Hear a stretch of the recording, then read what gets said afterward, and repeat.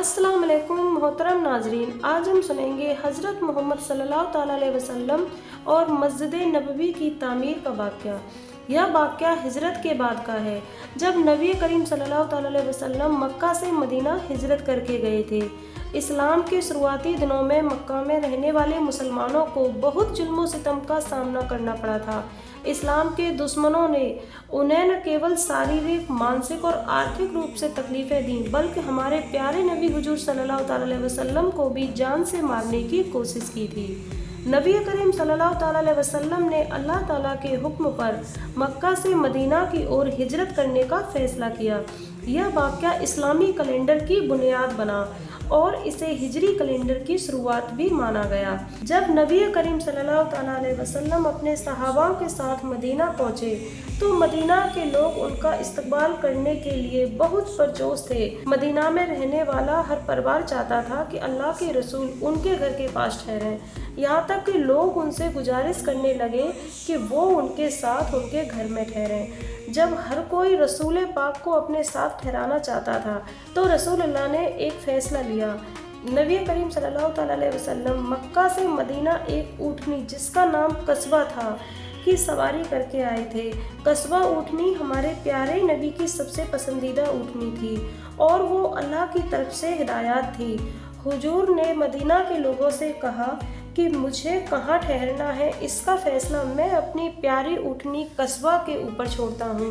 वो जहाँ रुक कर बैठ जाएगी मैं वहीं ठहरूँगा। इसके बाद नबी करीम सल्लल्लाहु ताला अलैहि वसल्लम ने अपनी ऊँटनी कस्बा की लगाम छोड़ दी और हुजूर का छोटा सा काफिला कस्बा के पीछे पीछे चलने लगा। ऊँटनी कस्बा मदीना की गलियों में धीरे धीरे आगे बढ़ने लगी। आखिरकार कस्बा एक खाली मैदान में जाकर रुक गई और वहीं बैठ गई। ऊँटनी कस्बा जिस जगह बैठी थी वो जगह दो अनाथ बच्चों सहल और सुहेल की थी और यहाँ खजूर सुखाने के लिए एक साधारण सा मैदान था। नबी करीम सल्लल्लाहु ताला अलैहि वसल्लम ने इसे अल्लाह का इशारा मानकर ये फैसला लिया कि यही जगह हमारे ठहरने और मस्जिद बनाने के लिए मुनासिब है। इसके बाद रसूल अल्लाह ने उन दोनों बच्चों के मुहाफिज से वो ज़मीन उचित कीमत पर खरीदी। हालांकि उन बच्चों के मुहाफिज ने उस जगह को बिना किसी कीमत के देना चाहा था, लेकिन रसूल अल्लाह ने उसे उचित कीमत देकर ही खरीदा और वहाँ मस्जिद की तामीर का काम शुरू किया। मस्जिद नबी की तामीर में नबी करीम सल्लल्लाहु ताला अलैहि वसल्लम ने खुद भाग लिया और अपने सहाबाओं के साथ मिलकर ईंटें उठाईं और मस्जिद की तामीर में मदद की। रसूलुल्लाह के इस अमल ने उनके सहाबाओं के हौसले को और बढ़ाया और सभी लोग मिलकर पूरे जोश से मस्जिद की तामीर में जुट गए। उस समय मस्जिद नबवी की तामीर बहुत ही साधारण चीज़ों से हुई थी। दीवारें मिट्टी और कच्ची ईंटों से बनाई गईं, छत खजूर के पत्तों और टहनियों से बनाई गई। पिलर बनाने के लिए खजूर के तनों का इस्तेमाल किया गया।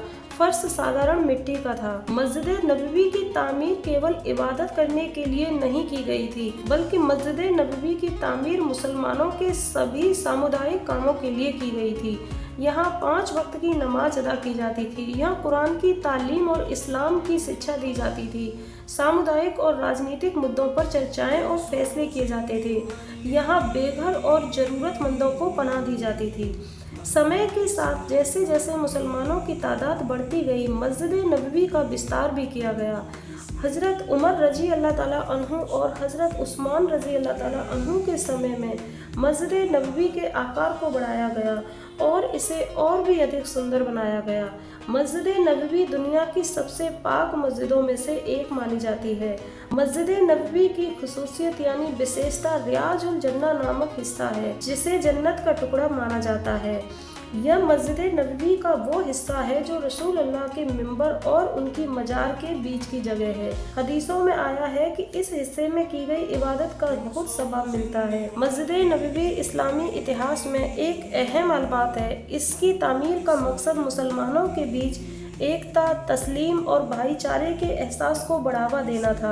आज भी मस्जिद नबवी मुसलमानों के दिल में एक अहम जगह रखती है और हर मुसलमान की ख्वाहिश होती है कि वो मस्जिद नबवी में इबादत करे। सुभान अल्लाह।